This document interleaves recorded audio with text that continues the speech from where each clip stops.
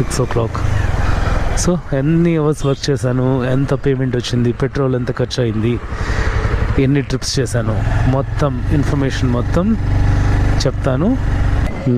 పొద్దున వల్ల కాలేదన్నమాట వ్లాగ్ చేయడానికి. ఆ అమ్మాయిని డ్రాప్ చేసినాక ఇంటికి వచ్చేసాను డైరెక్ట్గా.